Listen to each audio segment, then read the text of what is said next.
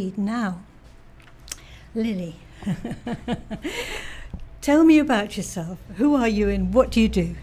Hello, thank you so much, Judith, for having me on today. I'm really excited. I'm Lily Green, and I started a project a year ago called No Bindings, trying to combine audio and small print books together to see what would happen. Ujima 98 FM. Sorry. Yeah. Carry on, okay.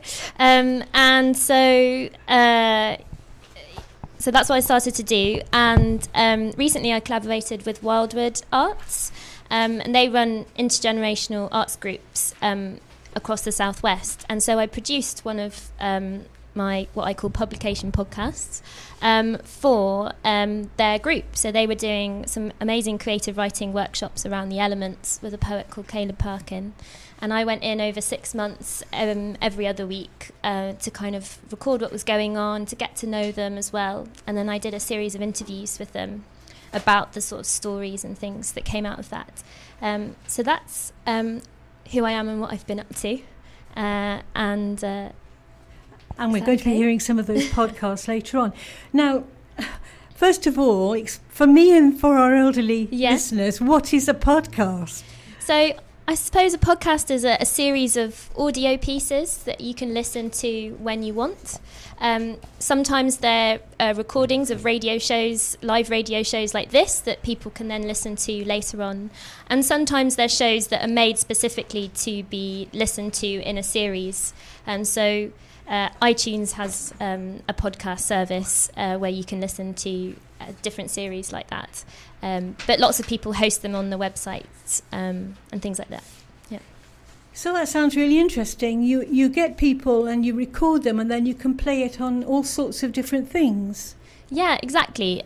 So you can obviously play it through the internet. That's probably the easiest way to do it. Yeah. But what I'm going to look to try and do is actually use printable electronics to be able to listen to the podcast directly from the paper. Right. So I'm a resident of the Pervasive Media Studio, and that's sort of what I'm going to be looking into over the next year, is how you can sort of more intuitively actually read something like a book, and your touch can then trigger sound that you listen to.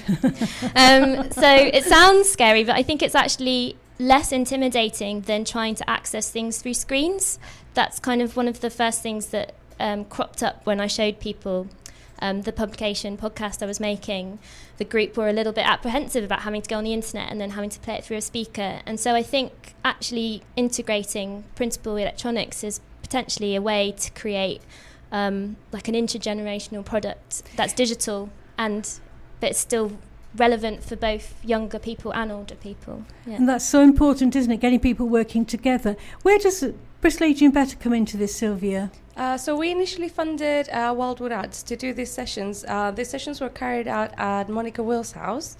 So we initially paid for I think it was the room cost and the people who actually carried out the sessions, and then they got extra funding from other sources, and then Lily came in, and this whole thing has spiraled into an amazing project. We visited them a couple of times, and we know firsthand how amazing this project is. We just see the people living in the care home just having an amazing time, producing amazing poetry along with younger people, and I know that a lot of friendships have been forged during this project, which is quite lovely.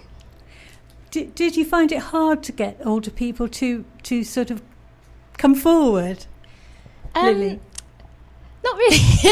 I don't know. I guess there's something about that group. You'll hear people talk about it in one of the podcasts, one of the later ones. There's something about that group, a combination of people in that room, that actually the talking starts flowing really easily.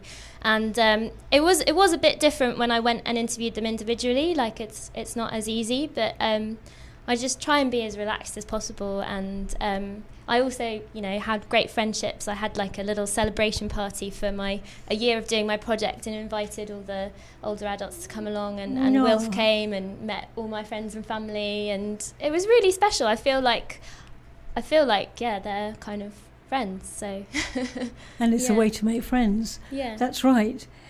Continuing the theme of what we were saying before the break, what have you got in your hand there? Okay, so in my hand I've got the print section to the publication podcast. So you guys are going to be amazingly playing the audio. And what I have in my hand are some small little books that come in sort of origami-like envelopes. And I make all of these myself. Gosh, because it's really lovely, folks. Yeah, so they're printed using a print technique called risograph, which comes from Japan.